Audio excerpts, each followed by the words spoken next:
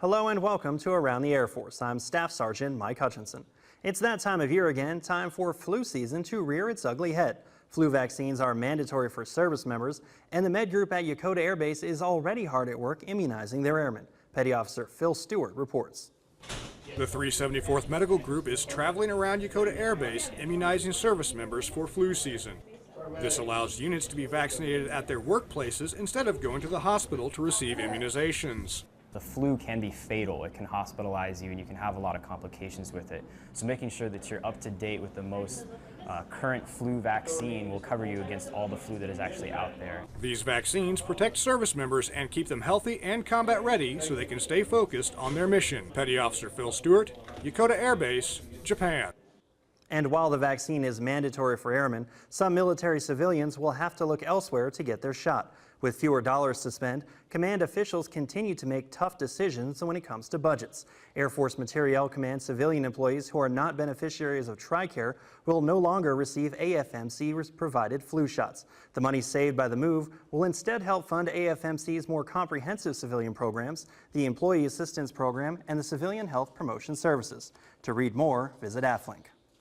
And saving money doesn't always mean cutting programs. Sometimes making improvements can also lead to big savings. At Joint Base San Antonio, T-38C Talon pilots and maintainers will begin using newly developed multifunction display covers this month. The covers will save the Air Force nearly $200,000 a year. Basically, the airmen there designed a cover for the multifunction display screen that protects them from damage caused by the ankle restraints on their new ejection seats. The screens were costing the Air Force around $14,000 each to replace. The 379th Expeditionary Medical Group serves the largest community of service members in the deployed environment. Staff Sergeant Michael Wykes takes us to Southwest Asia for a look at their mission. Their reach is so far that they employ multiple mobile field surgical and expeditionary critical care teams to ensure that no injured warfighter goes without care, no matter where they are.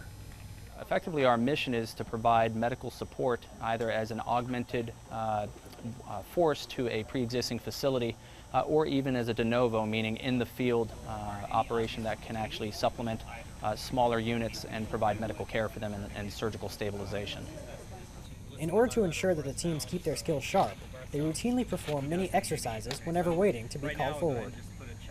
So effectively what we did today, and we've done multiple times throughout our deployment here, is run through triage scenarios. So coming up with hypotheticals and somewhat practical type questions as to patient comes in, is injured with X, Y, or Z.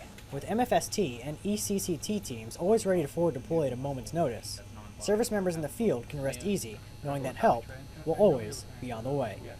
Air Force Staff Sergeant Michael Wykes, Southwest Asia. Families at Osan Air Base, South Korea celebrated the end of summer at the pool. But this party is a little different than what you might expect. Senior Airman Samantha Konechny explains. Among all the timid, wet, and ball-chasing pups at dog pool day, there was Mushu. As you can see from his gear here, he's always ready for swimming. Ready for swimming is an understatement. The closing of the pool meant a day in heaven for Mushu. If he could talk, he'd probably say something like, I want to get in the water right now. Right there. I want to get in. A dog has my ball. I need to go get it. And yeah, I gotta go. Mushu wasn't the only one grateful for the chance to get his paws wet. Events like this one bring the pups and owners together for playtime.